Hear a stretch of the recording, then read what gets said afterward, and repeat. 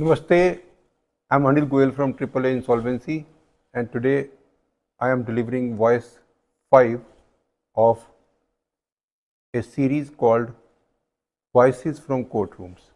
In this series, we deliver one analysis of a judgment, a pivotal judgment, maybe from Supreme Court or any High Court or NCLAT, may it be on insolvency, surfacy or something like related matters. Today we are discussing one judgment which has been passed by Honorable Supreme Court on 10th May 2024. In this judgment, the Supreme Court has simply confirmed the order passed by NCLAT in the case of Stakeholders Consultation Committee of Punjab Basmati Rice Limited versus Sanjay Kumar Agarwal, the liquidator.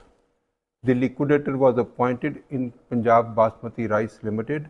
This was Section 10 application, and the liquidator was not convinced about the order of NCLT regarding liquidator fee. So the liquidator went to Supreme Court. Supreme Court finally said that the order of NCLAT is final. So there was basically the dispute was regarding the liquidation period. The fee of the liquidator as per regulation 4 of liquidation process regulation depends upon the period during which the realization was made and period during which the disbursement was made. So based on the disbursement and the realization, the liquidator's fees is determined. Now what we say is, in this case, when the Sanjay Kumar Agarwal was claiming that this entire process was completed in less than 180 days, so he claimed his fee according to the first table of regulation 4 of liquidation process regulations.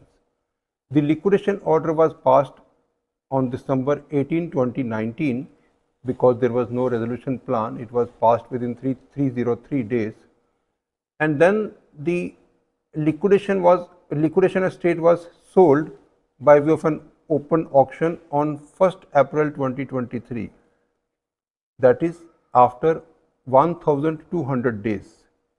The distribution was made within the next 30 days, so the distribution was made in 1231 days.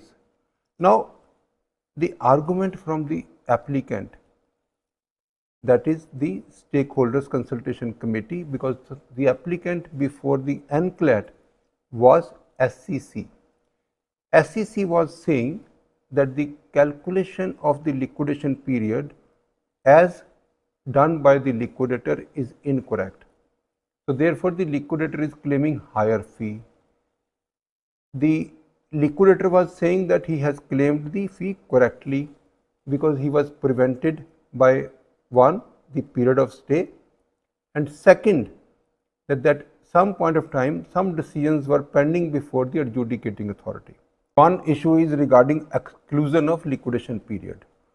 One part when the stay was granted by a court, and the other part when the decision was pending before the adjudicating authority. So therefore, the liquidator was saying that this total period is 157 days, whereas the Stakeholders Consultation Committee was saying that it is much higher. So in this case, even the regulation 4 was considered, the table of fee was considered, there was various judgments like Small Industries Development Bank of Sidbi versus Vijendra Sharma.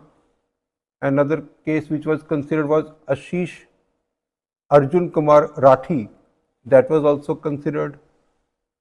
So the court finally, NCLAT, held that the liquidation period as calculated by the adjudicating authority is incorrect.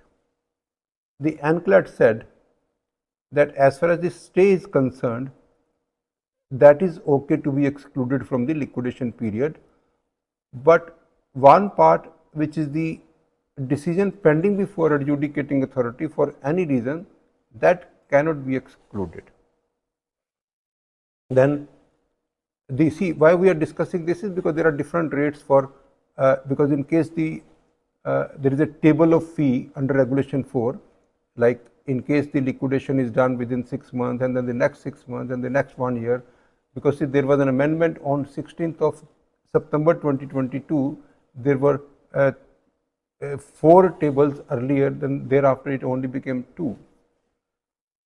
See, while we are discussing this, we also need to discuss that there was a circular by IBBI that was dated 28th of September 2023, and in that circular, the clause number 2.5 is relevant for this case also, where the IBBI said that the exclusion for the purpose of fee calculation that should be based on the exclusion provided by the NCLT or NCLAT explicitly. So, the liquidator was not supposed to assume any kind of exclusion.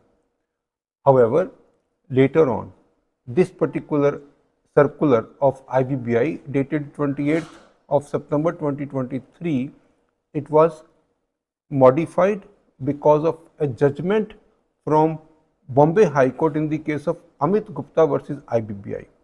So, that judgment was dated 4th of April 2024, and thereafter IBBI modified their circular on 18th of April 2024. However, this judgment was before the modification. So, this judgment was also before this Bombay High Court order.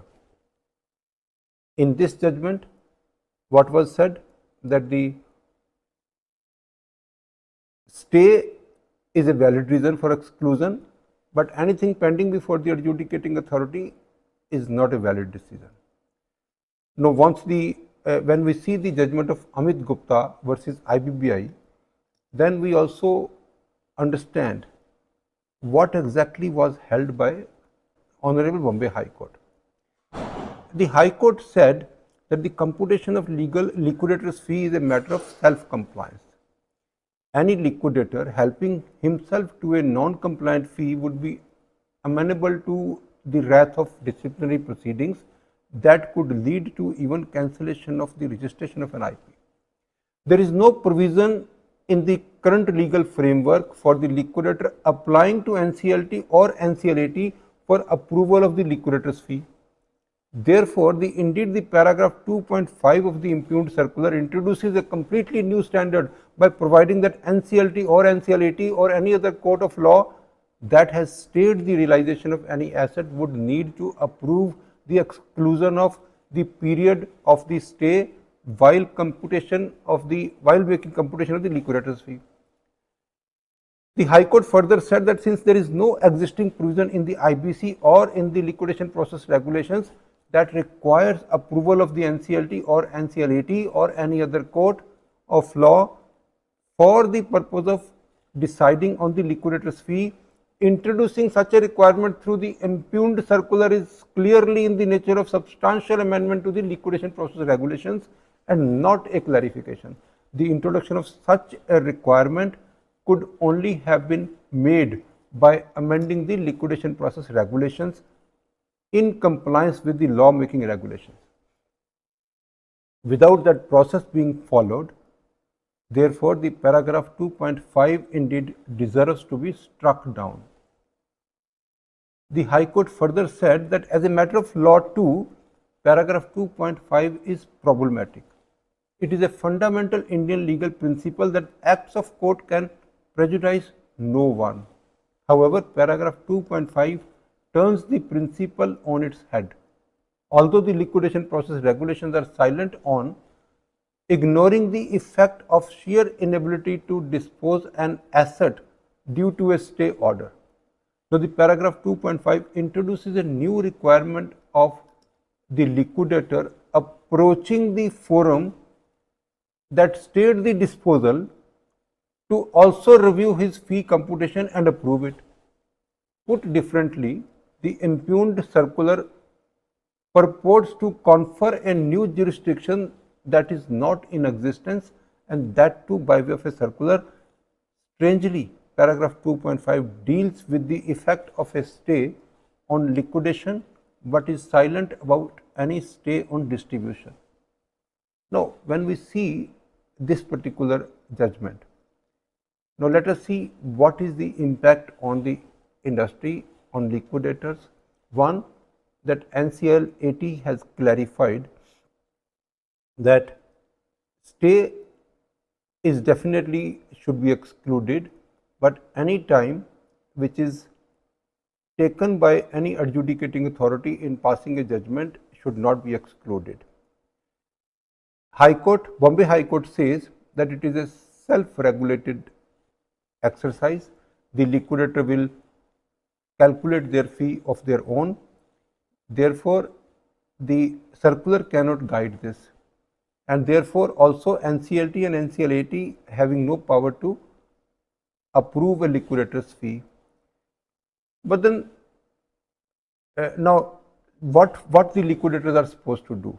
The liquidators are really supposed to do one thing, that they are not supposed to go to any NCLT or any NLC for approval of the fee.